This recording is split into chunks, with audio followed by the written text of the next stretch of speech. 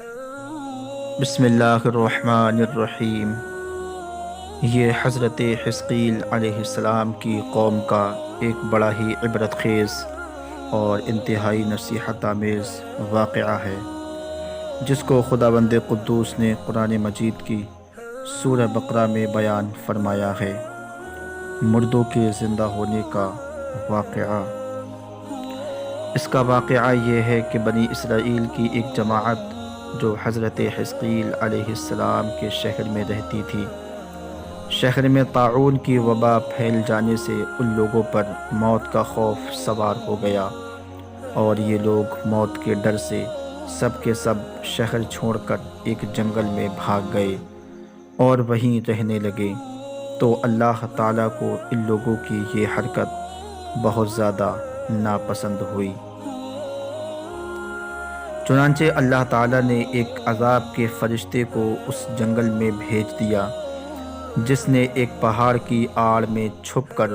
اور چیخ مار کر بلند آواز سے یہ کہہ دیا کہ تم سب مر جاؤ، اور اس مہیب اور بھیانک چیخ کو سن کر بغیر کسی بیماری کے بالکل اچانک یہ سب کے سب مر گئے، جن کی تعداد 70,000 تھی۔ ان مردوں کی تعداد اس قدر زیادہ تھی کہ لوگ ان کے کفن و دفن کا کوئی انتظام نہیں کر سکے، اور ان مردوں کی لاشیں کھلے میدان میں بے گور و کفن 8 دن تک پڑی پڑی سڑنے لگیں، اور بے انتہا بدبو سے پورے جنگل بلکہ اس کے اطراف میں بدبو پیدا ہو گئی۔ کچھ لوگوں نے ان کی لاشوں پر رحم کھا کر چاروں طرف سے دیوار اٹھا دی تاکہ یہ لاشیں درندوں سے محفوظ رہیں۔ کچھ دنوں کے بعد یہ حضرت حزقیل علیہ السلام کا اس جنگل سے ان لاشوں کے پاس سے گزر ہوا تو اپنی قوم کے 70,000 انسانوں کی اس موت ناگہانی اور بے گور و کفن لاشوں کی فراوانی دیکھ کر رنج و غم سے ان کا دل بھر گیا، آپ دیدہ ہو گئے، اور باری تعالیٰ کے دربار میں دکھ بھرے دل سے گڑ گڑا کر دعا مانگنے لگے کہ یا اللہ، یہ میری قوم کے افراد تھے جو اپنی نادانی سے یہ غلطی کر بیٹھے کہ موت کے ڈر سے شہر چھوڑ کر جنگل میں آ گئے۔ یہ سب میرے شہر کے باشندے ہیں، ان لوگوں سے مجھے انس حاصل تھا، اور یہ لوگ میرے دکھ سکھ میں شریک رہتے تھے۔ افسوس کہ میری قوم ہلاک ہو گئی اور میں بالکل اکیلا رہ گیا۔ یہ میرے رب، اے میرے رب، یہ وہ قوم تھی جو تیری حمد کرتی تھی اور تیری توحید کا اعلان کرتی تھی اور تیری کبریائی کا خطبہ پڑھتی تھی۔ آپ بڑے سوز دل کے ساتھ دعا میں مشغول تھے کہ اچانک آپ پر یہ وحی اتر پڑی کہ اے حزقیل علیہ السلام، آپ ان بکھری ہوئی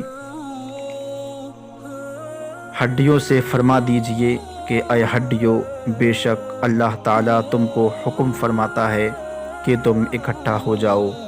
یہ سن کر بکھری ہوئی ہڈیوں میں حرکت پیدا ہوئی، اور ہر آدمی کی ہڈیاں جمع ہو کر ہڈیوں کے ڈھانچے بن گئے۔ پھر یہ وحی آئی کہ اے حزقیل، آپ یہ فرما دیجئے کہ اے ہڈیوں، تم کو اللہ کا یہ حکم ہے کہ تم گوشت پہن لو۔ یہ کلام سنتے ہی فوراً ہڈیوں کے ڈھانچوں پر گوشت پوست چڑھ گئے۔ پھر تیسری بار یہ وحی نازل ہوئی، اے حزقیل، اب یہ کہہ دو کہ اے مردو، خدا کے حکم سے تم سب اٹھ کھڑے ہو جاؤ۔ چنانچہ آپ نے یہ فرما دیا تو آپ کی زبان سے یہ جملہ نکلتے ہی 70,000 لاشیں دم زدن میں ناگہاں یہ پڑھتے ہوئے کھڑی ہو گئی کہ سبحانک اللہم وبحمدک ولا الہ الا انت۔ پھر یہ سب لوگ جنگل سے روانہ ہو کر اپنے شہر میں آ کر دوبارہ آباد ہو گئے اور اپنی عمروں کی مدت بھر زندہ رہے۔ لیکن ان لوگوں پر اس موت کا اتنا نشان باقی رہ گیا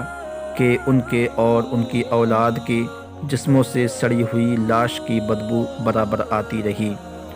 اور یہ لوگ جو کپڑا بھی پہنتے تھے وہ کفن کی صورت میں ہو جاتا تھا، اور قبر میں جس طرح کفن میلا ہو جاتا ہے ایسا ہی میلا پن